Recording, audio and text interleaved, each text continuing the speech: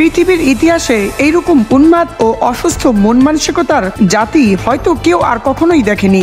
আর সেটি হলো আমাদের বাংলাদেশে গতকাল ঘটে যাওয়া উত্তরা মাইলস্টোন স্কুলের ঘটনার পর মানুষের রিয়েকশন।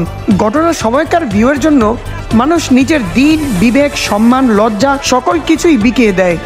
ভিউ ব্যবসা সমাজের জন্য একটা অসুখই মাত্র। এই অসুখে আক্রান্ত প্রতিবন্ধী আজকে সমাজ ভরে গেছে। এদের কাছে একটা মানুষকে সহায়তার জন্য ভিউ পাওয়াটাই বড় বিষয়।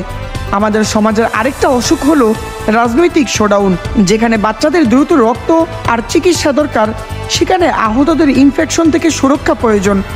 সেখানে গেছে রাজনীতি করতে আর ভিড় জমিয়ে অস্বাস্থ্যকর পরিবেশ তৈরি করতে, কারণ তার দরকার রাজনৈতিক ফুটেজ।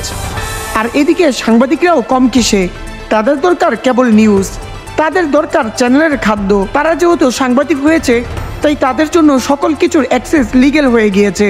যেখানে অ্যাম্বুলেন্সে থাকা পড়ে যাওয়া দেহটা দরকার দ্রুত চিকিৎসার, সেখানে তাদের দরকার আসলে সাক্ষাৎকার। কে কার আগে সাক্ষাৎকার নিয়ে যাদেরকে বিস্ফোরক সংবাদ দিতে পারবে, এই হলো তাদের প্রতিযোগিতা। কেন ভাই? চিকিৎসা সেবা ও পরিবেশ কিছুটা স্থির হলেও তো আপনারা জাতির জন্য বিস্ফোরক তত্ত্ব বের করে আনার সুযোগ পাবেন, তাই না? ধন্যবাদ ভিডিওটি দেখার জন্য।